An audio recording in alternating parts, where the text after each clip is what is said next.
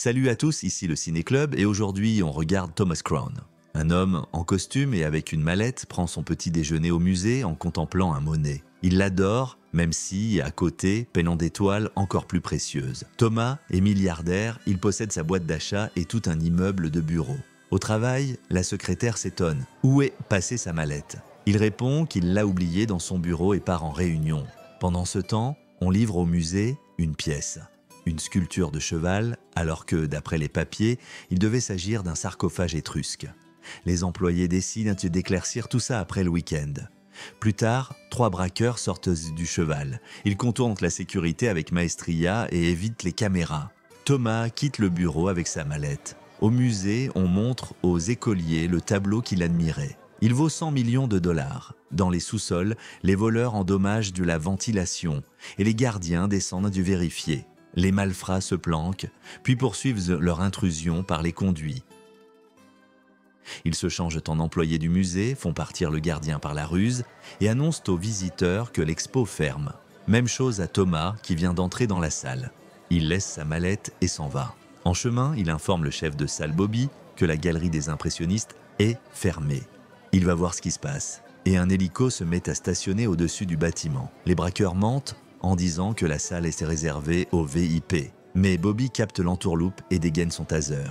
Les bandits détalent et Thomas en accroche un au passage. Pendant qu'on lui passe les menottes, l'alarme retentit. Les portes de la salle commencent à se fermer. Sauf que le milliardaire se glisse dessous, attrape le tableau, le glisse dans la mallette et ressort en rampant dans le couloir où la foule paniquée file vers la sortie.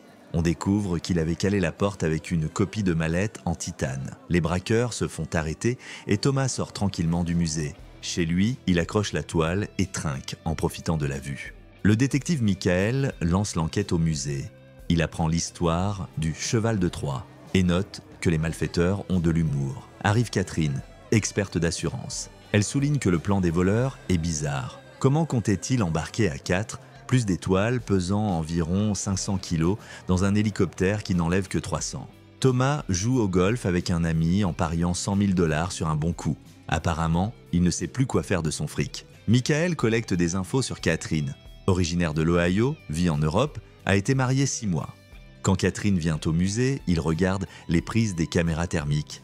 Mais au moment du casse, l'image est comme surexposée. La femme comprend pourquoi on a coupé la ventilation. Autour du tableau volé, il faisait plus 30 degrés. Elle inspecte la salle et remarque que le banc a 2 pieds, alors que sur la vidéo, il en avait 3. C'était la mallette. Catherine suppose qu'il y avait dedans un chauffage sur minuterie. Elle refuse l'invitation du détective à casser la croûte et demande qu'on la conduise au commissariat. Là, Thomas reconnaît un braqueur. La femme remarque quelque chose de suspect dans le comportement du milliardaire. Elle fait peur aux Roumains arrêtés. L'homme avoue que ce n'est pas eux qui ont conçu le braquage, on leur a fourni les plans. Catherine pense que l'échec du groupe était prévu. Ça a détourné l'attention de l'objectif réel, décrocher les 100 millions du mur et sortir par la grande porte. Michael dit qu'on pincera le commanditaire quand il vendra la toile. La femme estime que ce n'est pas une question d'argent. C'est un crime élégant commis par un amoureux de monnaie.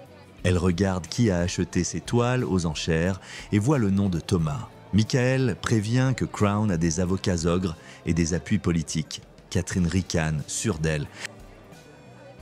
Thomas prête au musée un Pissarro en attendant qu'on retrouve le Monet. À la soirée donnée pour l'occasion, Catherine fait la connaissance de Crown. Elle l'informe qu'elle le vise et qu'elle l'attrapera. Il joue l'étonné, propose un dîner le lendemain et elle accepte. Après, Crown voit sa psychologue. Elle lui demande pourquoi il est si content. L'homme répond qu'il est ravi du jeu et d'un adversaire à sa mesure. Le matin, Michael remonte les bretelles à Catherine.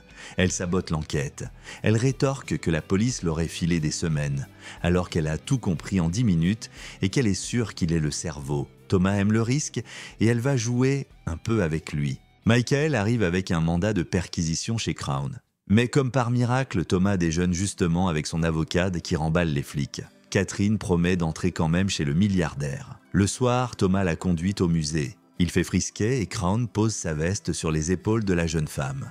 Catherine en sort des clés et les laisse sur un socle. Elle dit que, pour elle, elle choisirait un autre tableau. Thomas réplique que tout peut s'obtenir. Au dîner, Catherine dit avoir lu son dossier. Crown vient de Glasgow à étudier grâce à une bourse de boxeur. Lui aussi s'est renseigné sur elle et sait qu'elle a fréquenté pas mal d'hommes, mais jamais longtemps. Catherine dit que, avec les hommes, les femmes font des bêtises. Thomas porte un toast à la peur de se faire pincer et commande une bouteille au flic assis à la table voisine. La femme dit que les affaires doivent l'ennuyer, qu'il est plus grissant d'acquérir que de posséder. Lui réplique qu'elle, ce n'est pas la prime qui la fait vibrer, mais la chasse. Il la drague, mais elle rit. Il ne va quand même pas croire qu'elle passera la nuit avec un mis en cause. Elle file aux toilettes et son coéquipier lui rend les clés. Il en a déjà fait un double. Crown raccompagne Catherine. Elle l'étreint et glisse les clés dans sa poche. Il se jette au bout de longs regards. Michael souffle en apprenant que la femme dort seule. Le lendemain, l'équipe de Catherine s'introduit chez Crown et trouve le tableau volé. Au poste, tout le monde applaudit. Michael dit que c'est un cambriolage. L'enquêtrice répond que sa mission, c'est de retrouver la pièce manquante et qu'elle l'a remplie. L'expert examine la toile et là, surprise, sous la couche supérieure se cache un autre tableau. Des chiens qui jouent aux cartes. Catherine comprend qu'on l'a baladée. Elle file au bal où Thomas danse avec une blonde. Elle écarte la fille et dit qu'elle ne picorera pas les miettes dès qu'ils s'aiment. Ils dansent et soudain Catherine embrasse Thomas. Ensuite, ils passent là la nuit en tête-à-tête dans sa demeure luxueuse. Au matin, la femme précise qu'elle ne lâchera pas. L'homme répond que sinon il serait déçu. Plus tard, la psy dit à Thomas que s'il a enfin trouvé une digne, il coupe court, il doit encore réfléchir. Catherine vient au commissariat et Michael regarde les photos où elle est dans les bras de Thomas. Elle lâche froidement qu'elle fait son boulot. Elle s'éclate avec Crown et l'homme lui apprend à piloter un petit avion. Ensuite, en jet privé, ils partent en villégiature. Catherine remarque qu'avec les bagages, on a embarqué un caisson en bois grand comme un tableau. Ils arrivent dans une maison isolée. La femme profite de la vue depuis la terrasse et aperçoit d'un coup le même caisson. L'homme propose de l'ouvrir, mais Catherine décline. Plus tard, il insiste. Elle ne croit pas que l'œuvre volée soit là-dedans et jette le caisson au feu. Thomas dit qu'il y avait là un tableau de Renoir. Elle ignore si c'est vrai, mais note qu'avec lui, on ne s'ennuie pas. Au matin, Catherine aperçoit un visiteur. On dirait que Crown transfère ses actifs pour disparaître. Quand elle l'interroge, Thomas constate que, s'il s'évapore, elle n'aura rien. Ni tableau, ni prime, ni lui. Il lui offre 10 millions de dollars d'arrangement et promet d'apprendre à les planquer. Elle dédramatise. La nuit, elle veut savoir comment, au juste, il va se tirer d'affaire. L'homme répond que tout ça n'est qu'un jeu. De retour, Michael taquine Catherine et lui montre des photos de Thomas avec la blonde. Le milliardaire l'a rencontré 3 fois par semaine. Dépitée, Catherine file au bar. Michael la rejoint pour la soutenir, mais elle pique. Et ensuite, au commissariat, elle lui remet les bords du tableau et explique qu'avant d'assurer une toile, on la retire de son cadre et on en photographie les bords. Ces bords ne sont vus ni par les galeries, ni par les maisons de vente, seulement par les assureurs. Grâce aux bords, on peut savoir qu'un tableau est faux, mais on peut aussi falsifier les champs eux-mêmes si l'on a vu l'original. Autrement dit, si le faux monnaie trouvé chez Crown est trop exact, on peut retrouver le faussaire et le coincer. Il s'avère qu'elle gardait ces champs depuis 5 jours, mais ne les remet que maintenant. Le soir, Thomas lui offre un bijou somptueux et l'invite à dîner avec une vieille amie. Catherine n'est pas d'humeur et il devine que c'est à cause des photos avec la blonde. Il tente de tout expliquer, elle n'écoute pas. Finalement, il avoue avoir tout mis en scène pour vérifier si elle voulait l'homme et pas le tableau. Il lui propose de s'enfuir ensemble. Ses moyens suffiront pour une vie sans souci. Catherine est perdue. Au matin, Michael lui annonce que les bords du tableau concordent. On remonte jusqu'au peintre, aujourd'hui en prison. Le détenu nie avoir peint la toile, mais la regarde avec fierté. Les flics comprennent qu'il a un enfant prénommé Tyrol. Il possédait des galeries en Europe avec Crown. Michael fait l'éloge de Catherine et dit qu'elle est impossible à tromper. La jeune femme demande à l'assistant comment convertir ses actifs en espèces et les récupérer. Elle prend un taxi pour aller chez Thomas. Et sur son lit trône la blonde, valise prête. L'homme assure qu'elle bosse pour lui. Mais Catherine ne peut plus lui faire confiance. Lui dit qu'au contraire, il lui fait confiance, car demain il rendra le tableau au musée et elle pourra soit le livrer aux flics, soit le retrouver pour s'envoler avec lui. Thomas l'embrasse, elle le repousse et part voir Michael. On organise une souricière au musée. Michael dit à Catherine qu'elle a bien agi. Il précise que Tyrol n'est pas un fils mais une fille et montre la photo de la blonde. Crown la connaît depuis ses 10 ans, l'a prise sous son aile après l'incarcération de son père, l'a envoyée à la fac. Catherine est horrifiée. Qu'a-t-elle fait? Thomas est déjà entré dans le musée et se promène devant les caméras.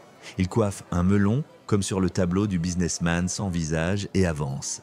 Il échange sa mallette contre une autre identique. Les policiers repèrent l'échange et se disent donc que la toile est dedans. Mais soudain, le bâtiment se remplit d'hommes au melon et à la mallette. Michael décide de les arrêter tous.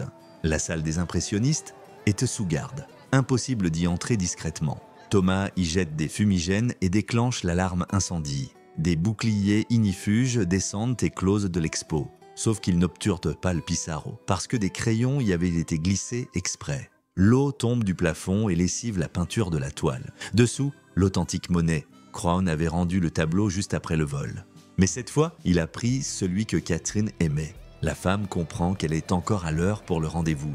Michael devine où elle file. Il dit qu'il arrête des tueurs et des sadiques. Et que, si un certain Houdini veut chipper une croûte, il s'en moque. Il demande à Catherine de passer le bonjour à Thomas. Elle lui répond qu'il est un chic type et l'embrasse. La jeune femme fonce vers l'héliport. Elle aperçoit un homme au melon, mais ce n'est pas Thomas.